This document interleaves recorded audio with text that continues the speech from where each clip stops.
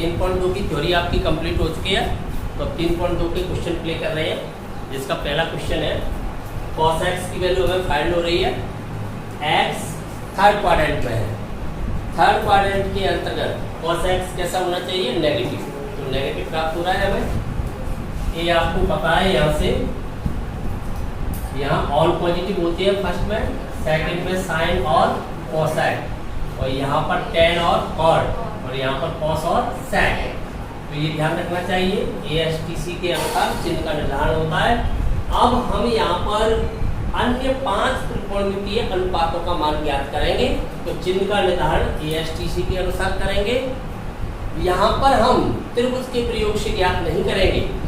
त्रिभुज का प्रयोग आप कर लोगे तो कोई भी दो भुजाएं फाइंड हो जाएंगी, तो तीसरी भुजा आप प्राप्त कर सकते हो।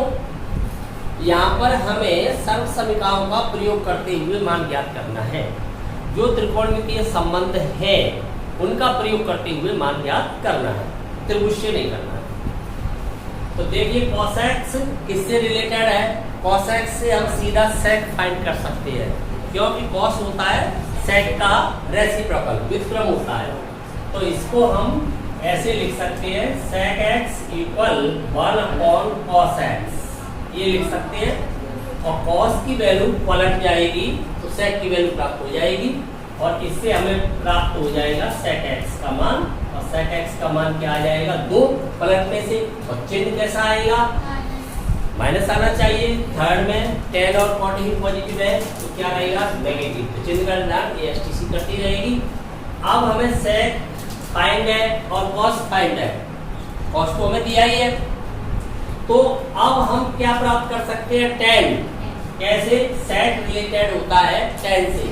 तो सर्व समीकरण का प्रयोग करें। हम जानते हैं कि 1 + tan स्क्वायर x इक्वल हो जाएगा sec स्क्वायर x, और यहाँ से अपने पास tan x की वैल्यू आ जाएगी √of sec स्क्वायर x - 1। 1 को उधर ट्रांसफर कर दिया, उसके बाद वर्गमूल ले लिया। तो tan स्क्वायर x इक्वल आया sec स्क्वायर x - 1, तो tan x इक्वल हो गया √sec स्क्वायर - 1। अब चिन्ह का निर्धारण तो ASTC कर ही रही है। कौन से चतुर्थांश में है, तृतीय में। तो tan कैसा होना चाहिए, पॉजिटिव। अनुरूप के आगे प्लस माइनस 2 चिन्ह आते थे, तो हमने पॉजिटिव क्यों लिया है, क्योंकि tan तीसरे में पॉजिटिव होना चाहिए। तो पॉजिटिव चिन्ह ले लिया। अब इसमें मान लगाइए, तो √of आपके पास sec की वैल्यू है -2, लेकिन आप लगाते वैल्यू को वर्ग में रहिए तो प्लस हो ही जाएगी -1। और यहाँ से फाइंड होगा, 2 का वर्ग करोगे 4 में से 1 लेस कर दोगे तब √3। तो ये किसकी वैल्यू आ गई है, tan x की। तो हमें फाइंड हो गया है tan x इक्वल √3। थर्ड में कैसा होना चाहिए, पॉजिटिव, क्योंकि है। अब tan किससे रिलेटेड है, cot से। ये cot का क्या है, रेसिप्रोकल है। तो हम फाइंड कर सकते हैं cot x को। तो cot x इक्वल हो जाएगा 1/tan x, और tan x की वैल्यू यहाँ पर अपॉन में कौन है, 1, तो क्या है √3/1। तो ये पलट के क्या हो जाएगा, 1/√3 हो जाएगा। तो cot x की वैल्यू हो जाएगी 1/√3। और चिन्ह का निर्धारण तो ASTC कर ही रही है, यहाँ पे कोई दिक्कत ही नहीं है। अब हमने देखा कि यहाँ पर हमें sec फाइंड हो गया, tan हो गया और cot हो गया। अभी हमारे पास 2 बचे हुए हैं, और वो बचा हुआ कौन सा है, cosec और sec तो है अपने पास, cosec और sin बचा हुआ है। तो हम cosec sin में से कोई एक ले लेंगे, तो एक दूसरे का रेसिप्रोकल होता है, तो कोई एक ले लेंगे। तो sec लेंगे या हम लेंगे फिर sin। तो जैसे हम sin x लेना चाहते हैं, तो sin x क्या होना चाहिए, sin x होना चाहिए tan x को यदि आप मल्टीप्लाई करा दोगे cos x से, तो देखिए क्या बन जाएगा, sin बन जाएगा। क्योंकि sin अपॉन cos है, तो cos से cos लेफ्ट हो जाएगा, तो क्या बचेगा, sin बचेगा।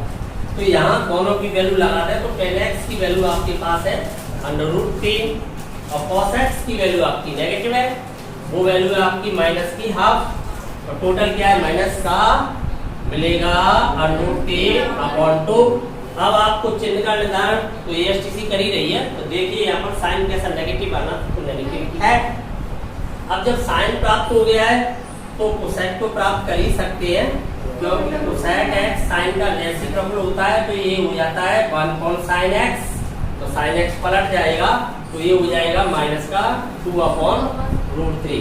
तो इस प्रकार से हमें अन्य 5 ट्रिग्नोमेट्रिक रेशियो जो फाइंड करने थे वो फाइंड हो जाते हैं, किसी एक के प्राप्त होने पर अन्य 5 को हमने प्राप्त कर लिया।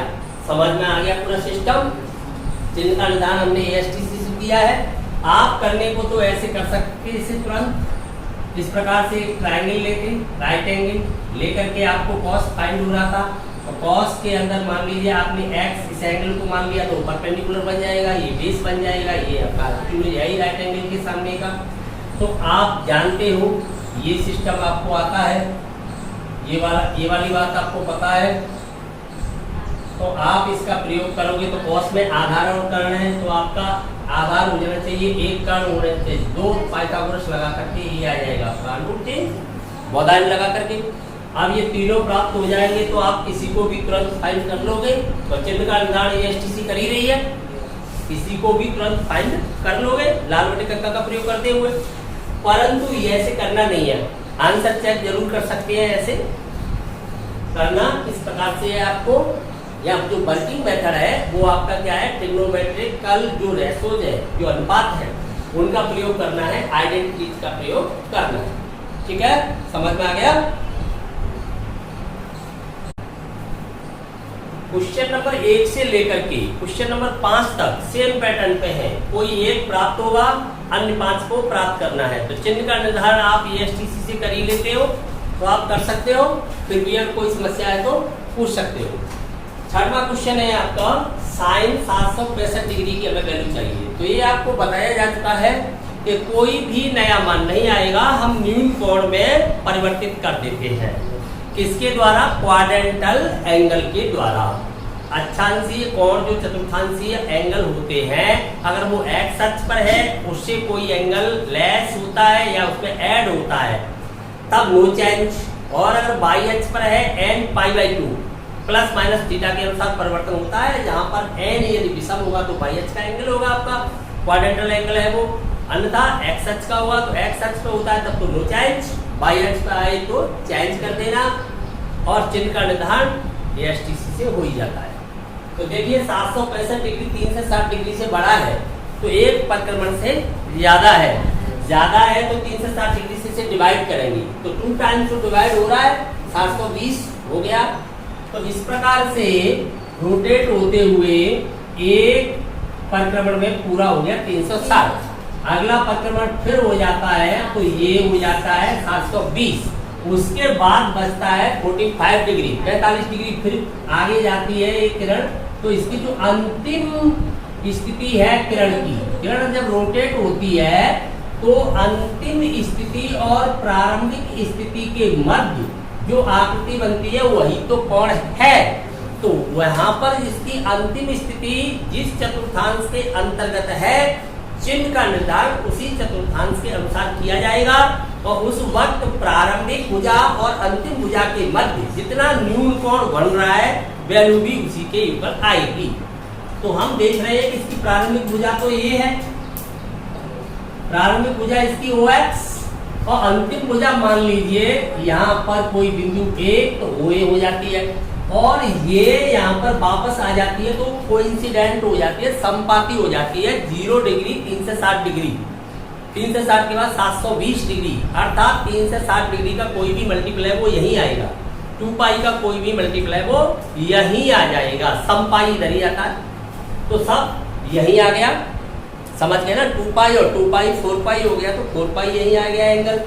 तो फिर यहाँ से आगे 45 डिग्री, तो ये 45 डिग्री के यूकल ही वैल्यू आ जाएगी, और पॉजिटिव है वहां पर। तो इसे हम इस प्रकार से लिखें, साइन ऑफ 765 कितना हो गया, 360 डिग्री का ट्वाइस प्लस 45 डिग्री। और ये आपको पता है कि एक्स अक्ष पर जब आप आ जाते हो, ये क्या है आपका 2π, और ये मल्टीप्लाई हो रहा है 2 से। आपको बताया था कि n π/2 प्लस माइनस थीटा के अनुसार, तो आपको थीटा न्यून कोण फाइंड करना है, तो तो इस वक्त यार n की वैल्यू क्या है, इसे पाई बाई 2 यहाँ पर लिख दोगे, 4 पाई है, क्या है ये आपकी 4 पाई, और इसे पाई बाई 2 से मल्टीप्लाई करोगे तब यहाँ पर क्या आ गया, सम गुणज आकर के तभी तो बनेगा 4 पाई।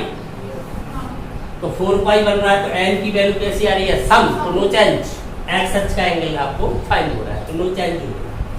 तो यहाँ पर सीधा साइन साइन ही रहेगा और 45 डिग्री, क्यों, फर्स्ट क्वाड्रेंट, यहाँ से आप आगे बढ़ने की चेष्टा कर रहे हो, वामावर्त फर्स्ट क्वाड्रेंट में जाने की चेष्टा कर रहे हो, तो आप फर्स्ट क्वाड्रेंट पे हो, तो पॉजिटिव आएगा और साइन 45 डिग्री की वैल्यू अब होगी 1/2।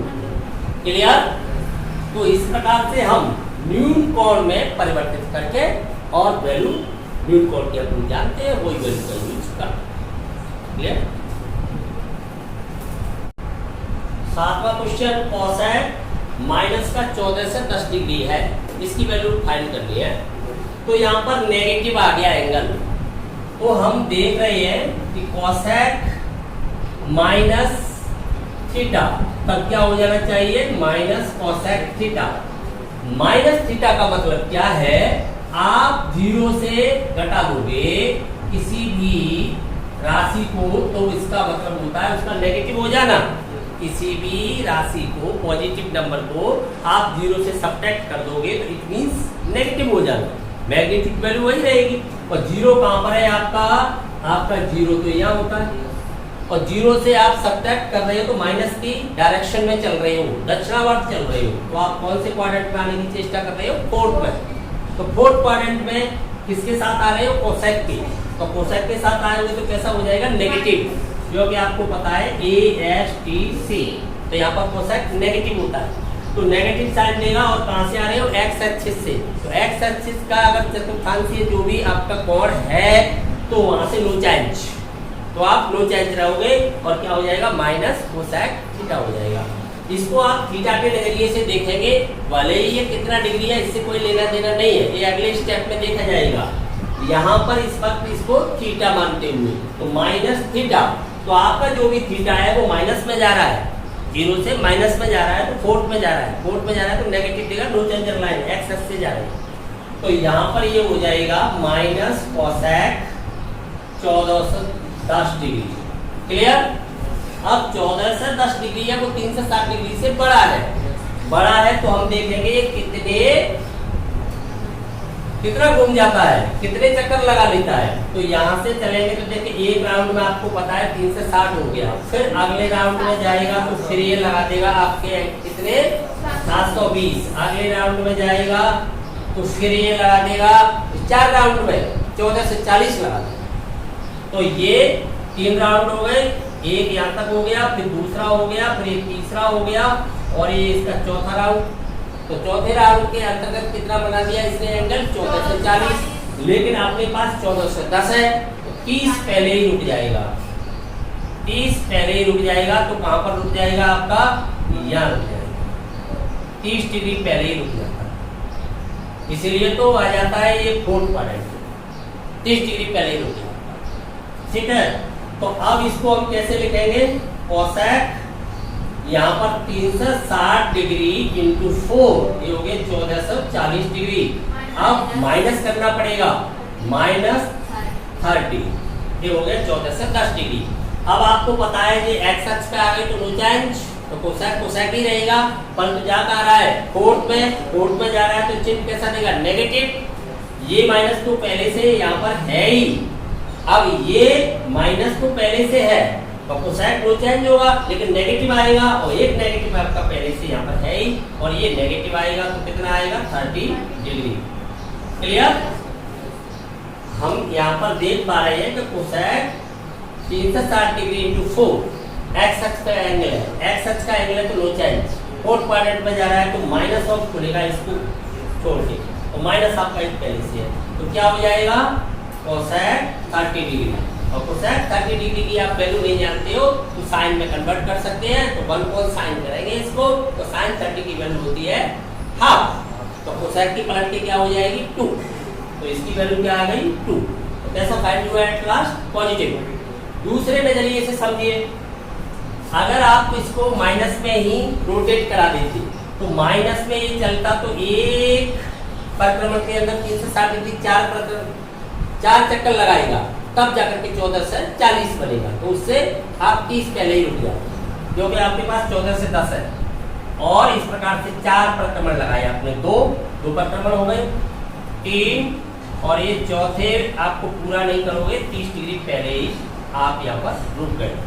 तो देखिए ये इसके इक्वल हो गया, और नेगेटिव में आए तो फोर्थ में आके डबल नेगेटिव लेके पॉजिटिव हो गया, ये सीधा पॉजिटिव में पहुंच गया कि नहीं फर्स्ट क्वाड्रेंट में, इसलिए तो पॉजिटिव हो जाता है। माइनस में चलेंगे तो बात तो एक ही हुई, नेगेटिव को नेगेटिव मिला तो पॉजिटिव हुआ। आप माइनस में ये चले तो माइनस का एंगल बनने लगा 14 से 10 डिग्री, सीधा यहाँ से देख रहे हैं तो नेगेटिव में आपने रोटेट जो किया है, आपका रोटेशन ऐसे हो गया है, इस डायरेक्शन में हो गया क्लॉकवाइज। यहाँ पर रोटेशन आपने कैसे देखा है, एंटी क्लॉकवाइज। तो एंटी क्लॉकवाइज रोटेशन जब देखा है तो ये माइनस आपने पहले हटा दिया, इसके लिए देखा है 14 से 10 के लिए। आप डायरेक्ट नेगेटिव एंगल के लिए देखते हैं तो भी तो आपको पॉजिटिव मिला फर्स्ट में जाकर के। आपने यहाँ पहले नेगेटिव को समाप्त कर दिया तो पॉजिटिव के लिए देखा तो पॉजिटिव में फिर नेगेटिव आया, तो नेगेटिव पहुंच गया पॉजिटिव। कैसे भी अध्ययन करें, बात ही दोनों स्थिति को समझे। ये डायरेक्ट हल किया गया है तो नेगेटिव डायरेक्शन में चलिए, दक्षिणावर्त चलिए, तो -14 से 10 डिग्री सीधा माइनस में चल के देखा है हमने। तो माइनस की डायरेक्शन में ये चलते गए तो 14 से 40 डिग्री हो जाएगा जब 4 बार रोटेट करेगा तब। तो हमने 30 डिग्री पहले ही रोक दिया। तो हम देख रहे हैं कि प्रारंभिक भुजा अंतिम भुजा प्रथम चतुर्थांश के अंतर्गत एंगल बनाती है 30 डिग्री का, और फर्स्ट में और पॉजिटिव है, 30 डिग्री की इक्वल वैल्यू हो गई। यहाँ हमने क्या देखा, पहले इस माइनस को हटा दिया, चौथे क्वाड्रेंट में भेजा, 2 बार भेज दिया ना चौथे क्वाड्रेंट में। पहले तो 0 से भेज दिया, 0 से भेजा डायरेक्ट, 0 माइनस करके तो ये माइनस आ गया। फिर हमने ये पॉजिटिव एंगल रह गया तो पॉजिटिव डायरेक्शन में घुमाया, तो पॉजिटिव डायरेक्शन में घुमाने से भी फोर्थ में पहुंचा। क्यों? कि फिर उस वक्त 4 बार अगर परिक्रमण पूरा कर लेता है तभी तो 14 से 40 होगा। तो हमने 30 डिग्री पहले ही रोक दिया तो फोर्थ में ही रोक दिया, तो फोर्थ में नेगेटिव लेगा, और नेगेटिव पहले से हमारे पास आ चुका है क्योंकि एक बार हमने 0 से भेज दिया पूरे एंगल को थीटा मानते हुए, तो नेगेटिव हमारे पास पहले से आ गया, इसको हमने थीटा माना। फिर दोबारा में थीटा ऐसे ही माना, यहाँ पर 0 डिग्री की जगह 360 डिग्री इंटू 4 ये यूज किया गया, तो नेगेटिव को फिर नेगेटिव हुआ तो क्या हो गया, पॉजिटिव हो गया। यहाँ हमने सीधा माइनस सिस्टम से ही देखा है, माइनस की साइड में चल के, या हमने प्लस की साइड में चल के देखा है। माइनस की साइड में चल के हमने पहले माइनस को अलग कर दिया 0 से, फिर दोबारा हम प्लस की साइड में चल के फिर आ गए फोर्थ में, तो 2 बार फोर्थ में आ जाएंगे तो नेगेटिव क्या हो जाएगा, पॉजिटिव। यहाँ पर हम सीधी माइनस की डायरेक्शन में गए। आप किसी भी नजरिए से देख सकते हैं, आपको करना कौन सा पड़ेगा, यहाँ पर करना तो यही पड़ेगा, ये करने के लिए तो है नहीं, ये तो आपको केवल समझाने के लिए बताया गया है कि इस प्रकार से आप जाओगे तो देखो प्रारंभिक और अंतिम भुजा फर्स्ट में पहुंच जाती है। करना तो ऐसे ही पड़ेगा, क्यों? आपको पता है कि एंगल यहाँ वैल्यू दे रहा है और नेगेटिव में यहाँ वैल्यू देगा, डबल नेगेटिव में आएगा तो पॉजिटिव हो जाएगा। क्यों? यहाँ पर देखिए इस प्रकार से एंगल को आप लाओगे तो इधर की वैल्यू तो प्लस की सभी साइड है, आधार और लंब। यहाँ पर आपका लंब नेगेटिव है, ये पॉजिटिव है, लेकिन ये लंब 2 बार यूज हो गया, डबल यूज हो गया। एक बार तो तब यूज हो गया जब cosec of minus theta equal minus cosec theta, और एक बार फिर 14 से 10 डिग्री को फोर्थ पर रोक दिया घुमा के, तो फिर यूज हो गया, तो क्या बन गया, पॉजिटिव बन गया। तो करने के लिए तो यही मेथड करना पड़ेगा, ठीक है। ये तो आपकी समझाने के लिए बताया है कि इस प्रकार से सीधा फोर्थ में फर्स्ट पर पहुंचे। क्वेश्चन देखें, 10 19 π/3 19 π/3। पहले तो ये पता लगाएं कि एंगल कहाँ गया, एक्स अक्ष पर या वाई अक्ष पर। तो यहाँ पता नहीं लगा सकते क्योंकि π/2 का गुणज नहीं है, π/3 का गुणज है। तो ऐसी स्थिति में हम क्या करेंगे, न्यू इसको एक्स अक्ष या वाई अक्ष के एंगल के साथ एडजस्ट करेंगे, चाहे अंतर में चाहे योग में। तो 3 से डिवाइड करेंगे 19 को, और शेष फल हमेशा क्या बचाएंगे, 1, चाहे वो नेगेटिव हो चाहे वो पॉजिटिव हो, इससे कोई मतलब नहीं है, क्योंकि आपको बताया जा चुका है कि आप केवल π/6 π/4 π/3 और पाई बाई 2, पाई का गुणांक 1 होता है तभी आंसर बता सकते हो। वही एंगल आपके पास है, पाई का कोफिशिएंट है वो क्या होना चाहिए 1, तो इसलिए रिमाइंडर क्या बचाओगे 1। तो 6 से 3 से डिवाइड करेंगे 19 को, तो कितने टाइम्स 6 टाइम्स, क्या आ गया 1। तो इसको आप कैसे लिख देते हो 6 सही 1/3, किसके बराबर होता है 19/3, यहाँ कौन छुपा होता है प्लस, तो क्या हो जाता है 6 + 1/3। समझ में आ रही है बात, 6 + 1/3। अब इसमें किसका मल्टीप्लाई है पाई का, आपके पास है 19 पाई/3, तो 6 + 1/3 पाई, तो ये हो जाता है 6 पाई + पाई/3। क्लियर, 6 पाई + पाई/3 हो गया 19 पाई/3। तो इसको सीधा तोड़ देंगे, 10 ऑफ 6 पाई + पाई/3। अब एंगल आपका जो है इनकोड वो इनमें से होना चाहिए, इनको आप जानते हो, इसकी भी जरूरत नहीं है, ये तो है ही h का पाई/2 का गुणज, इन तीन में से कोई होना चाहिए। इन तीन में से होगा तो वैल्यू जानते हो, तो न्यून कोड में लाओगे।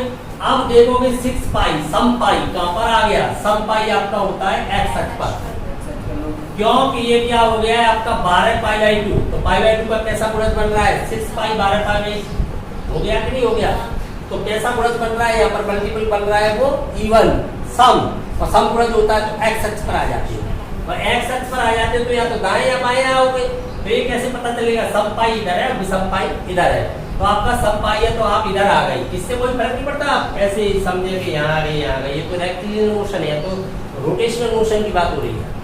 तो आप यहाँ पर आ गया 6 पाई एंगल, अब 6 पाई से आप क्या बढ़ रहे हो, कौन सी डायरेक्शन में बढ़ना होता है एंटी क्लॉकवाइज, और कम होना कहाँ होता है क्लॉकवाइज, तो एंटी क्लॉकवाइज कितना बढ़ रहे हो पाई/3, तो आप कहाँ पे आ जाते हो 60 डिग्री का एंगल बना करके आप मान लो यहाँ आ जाते हो, ये बना देते हो आप पाई/3,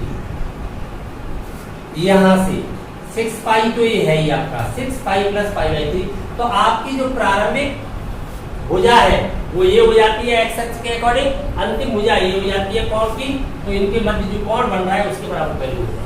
नो चेंजर लाइन है तो ये डायरेक्ट क्या मिलेगा हमें 10 ऑफ पाई/3, नो चेंज, n कैसा है सम, तो नो चेंज हुआ, नो चेंज हुआ। चिन्ह का निदान को ASTC करेगी कौन से क्वाड्रेंट में, फर्स्ट में क्या होता है ऑल पॉजिटिव, और इसकी वैल्यू आप जानते हो 10 पाई/3 की वैल्यू क्या होती है √3, तो ये आ जाता है, हमें पता चला कि 19 पाई/3 का जो मान है वो 10 पाई/3 के इक्वल होता है √3। क्लियर, समझ में आ गया। नवा क्वेश्चन है साइन ऑफ माइनस का 11 पाई/3। तो यहां पर पहले तो माइनस को हटाएं, माइनस को हटाओगे तो आपको पता है कि 0 से कहां पर चल रही हो फोर्थ क्वाड्रेंट की ओर, 0 - 11 पाई/3, तभी तो माइनस का 11 पाई/3 प्राप्त होगा, और 0 कहां है यहाँ पर, तो फोर्थ क्वाड्रेंट में जा रहा है, नेगेटिव दिशा में चल रही हो, नेगेटिव डायरेक्शन में किसके साथ जा रही हो साइन के साथ, तो साइन जब फोर्थ क्वाड्रेंट में जाएगा तो आपको पता है ASTC कैसा देगा नेगेटिव, और नो चेंजर लाइन से जा रही है x अक्ष से, तो डायरेक्ट क्या ऊपर होगा साइन ऑफ 11 पाई/3। अब आप 3 से डिवाइड कीजिए 11 को, तो 3 से डिवाइड करेंगे 11 को, या ध्यान से समझेंगे, तो अगर हमने 3 टाइम्स कर दिया 3 का 9, तो शेषफल क्या आ जाएगा 2, तो 2 पाई/3 बन जाएगा। इसको हम नहीं जानते, हम तो केवल इन एंगलों को जानते हैं, केवल इन एंगलों को ही जानते हैं। तो पाई का जो मल्टीप्लाई 1, तो रिमाइंडर हमेशा 1 ही लेना है, 1 ही लेना है, तो 3 चौक 12, तो 4 टाइम्स डिवाइड कर दिया, फिर यहाँ से घटाएंगे तो क्या बचेगा -1। तो आपको ये पता ही है कि 11/3 इक्वल कितना हो गया, देखिए 4 - 1/3 हो गया, नेगेटिव है या प्लस है, प्लस लगाओगे, और पाई का मल्टीप्लाई इसमें चल ही रहा है, तो ये एंगल आपका हो जाएगा माइनस साइन ऑफ 4 पाई - पाई/3 हो गया 11 पाई/3। आगे चलिए माइनस साइन ऑफ, ध्यान देंगे यहाँ पर 4 पाई कहाँ आ गया ये एंगल? 4 पाई जो आपका एंगल है सम पाई यहाँ आ गया 4 पाई। और 4 पाई से आप क्या हो रहे हो? माइनस डायरेक्शन में जा रहे हो, कम हो रहे हो। अगर आप अधिक हो रहे हो तो एंटी क्लॉकवाइज, अगर आप कम हो रहे हो तो क्लॉकवाइज। क्लॉकवाइज चल के तो नेगेटिव में जाओगे तभी तो कम हो गई, पॉजिटिव में जाओगे तो बढ़ जाएगी कोई राशि, किसी में जोड़ोगे तो आप इस डायरेक्शन में आ रहे हो 4 में। किसके साथ आ रहे हो? साइन के साथ। कौन सी लाइन से आ रहे हो? एक्स अक्ष के क्वाड्रेंटल एंगल से, तो नो चेंज। इसको कैसे लिख सकता हूं मैं? 4 पाई को लिख सकता हूं 8 पाई बाई 2। तो 8 कैसा नंबर है? समगुणज, पाई बाई 2 का समगुणज। समगुणज तो नो चेंज, एक्स अक्ष का एंगल है। और एक्स अक्ष का एंगल है तो ये पता कर ले कि सम पाई है तो दाईं ओर, विषम पाई है तो बाईं ओर होगा। फिर दाईं ओर से कहां जाओगे? 4 में। तो 4 में जाओगे साइन के साथ तो नेगेटिव आएगा, आएगा कि नहीं आएगा? साइन नेगेटिव होता है, ASTC से कैसा होता है? नेगेटिव। तो नेगेटिव साइन देगा इसके साथ। और क्या देगा ये? Pi by 3। तो एक नेगेटिव आपका पहले बैठा हुआ है तो ये क्या हो जाएगा? पॉजिटिव हो जाएगा। हो जाएगा कि नहीं? तो ये डायरेक्ट हमें प्राप्त होगा साइन ऑफ पाई बाई 3। और साइन पाई बाई 3 की वैल्यू हम जानते हैं 60 डिग्री की वैल्यू है वो कितनी होती है? √3/2। तो ये हमें प्राप्त हो जाता है कि साइन का -11 पाई अपॉन 3 की जो वैल्यू है वो साइन पाई बाई 3 के ऊपर अर्थात √3/2। कन्फर्म? 10वां क्वेश्चन देखिए, cot -15 पाई/4। हम केवल इन्हीं एंगल को जानते हैं, तुम तो ये याद कर लो बिल्कुल कि हम इन्हीं एंगल को जानते हैं, बाकी एंगल को नहीं जानते हैं। π/6 आएगा, π/4 आएगा या π/3 आएगा। एक्यूट एंगल है, न्यून कोण है, 90 डिग्री से कम है तो ही वैल्यू बताओगे। तुम कहोगे 0 डिग्री भी हम जानते हैं, वो तो अच्छा ही जाएगा, वो तो चतुर्थांशी बनी जाएगा। π/2 तो चतुर्थांशी बनी जाएगा, बाई h पे आ ही जाएगा। h वालों को तो सीधा ही प्राप्त कर लेते हैं। तो इन्हीं में आएंगे आपके न्यून कोण हमेशा। अब कैसे लाना है? ऊपर देख रहे हैं पाई का गुणज है वो 1 होना चाहिए तो शेषफल 1 आना चाहिए, तभी आंसर बताओगे। तो 4 से डिवाइड करेंगे हम यहाँ पर 15 तो कितने टाइम्स करेंगे? अगर हमने यहाँ 4 से 3 टाइम्स कर दिया तो 3 आ जाएगा, तो 3 π/4 हो जाएगा, 3 π/4 हो जाएगा तो वैल्यू नहीं बता पाएंगे। तो फिर क्या करेंगे? कितने टाइम्स करेंगे? 4 टाइम्स करेंगे, फिर यहाँ पर घटाएंगे तो -1। आप सोच रहे होंगे इस प्रकार से भाग कैसे हो जाता है? आपने केवल वो भाग देखे हैं जो ऋणात्तर शेषफल वाले हैं, नॉन नेगेटिव रिमाइंडर वाले हैं, अर्थात जिनका शेषफल या तो धन आता है या फिर शून्य आता है। लेकिन ये भाग है वो आपके धनेतर शेषफल वाले हैं, इनका शेषफल या तो शून्य हो सकता है या ऋणात्मक हो सकता है। नियम तो वही लगेगा, भाजक इंटू भागफल प्लस शेषफल इक्वल भाग। यदि आप 4 चौक 16 और -1 उसमें ऐड कर दें घट जाएगा, नेगेटिव नंबर ऐड कर लेंगे तो कन्फर्म। तो ये यहाँ पर क्या हो जाएगा? अब 4 - 1/4 एक तो बन गया।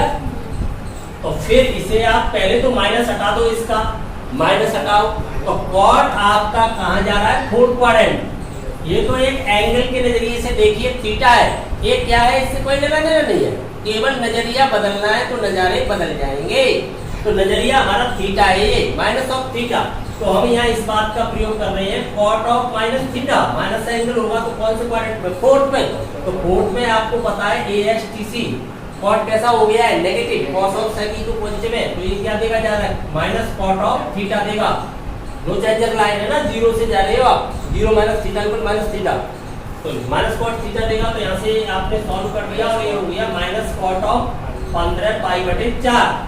अब आप इसे तोड़ रहे हो, इस प्रकार से तोड़ रहे हो तो क्या लिख रहे हो? माइनस कॉट ऑफ क्या हो गया आपके पास? 4 पाई माइनस π/4 हो गया 15 π/4। यहाँ से आगे चलिए माइनस कॉट ऑफ 4 पाई कहाँ है आपका? 4 पाई भी वही है जहाँ 0 होता है, और 4 पाई से भी आप नेगेटिव में आ रहे हो, नेगेटिव में आ रहे हो 4th में पुनः जा रहे हो आप 4th में, तो फिर माइनस देगा। नो चेंजर लाइन है, सम पाई है अर्थात 8 π/2 है और π/4 ये हो गया। समझ में आ गया? माइनस माइनस क्या हो गया? प्लस। और आपको प्राप्त होता है cot π/4। cot π/4 की वैल्यू क्या होती है? 10 π/4 के इक्वल वही होती है, रेसिप्रोकल बल का बनी होगा। तो ये प्राप्त हो जाता है हमें कि cot ऑफ -15 π/4 की वैल्यू है वो cot π/4 की इक्वल होती है, अर्थात 1 होती है। सभी क्वेश्चन भली प्रकार से समझ में आ गए। किसी भी क्वेश्चन में किसी प्रकार की कोई समस्या है तो आप पूछ सकते हो। अगली क्लास में आपकी 3.3 की थ्योरी ओपन कराई जाएगी, वो बहुत ही महत्वपूर्ण है। वहाँ पर जितने भी त्रिकोणमितीय के सूत्र है, त्रिकोणमिति के आपके फॉर्मूले हैं, त्रिकोणमितीय संबंध है, वो सभी के सभी ओपन हो जाएंगे एक साथ। और 3.3 अगर आप पे नहीं आती तो त्रिकोणमिति ही नहीं आती है, इसलिए 3.3 की थ्योरी में जुड़े रहें। मिलते हैं अगली क्लास में, जुड़े रहिए महत्वपूर्ण पॉइंट के साथ।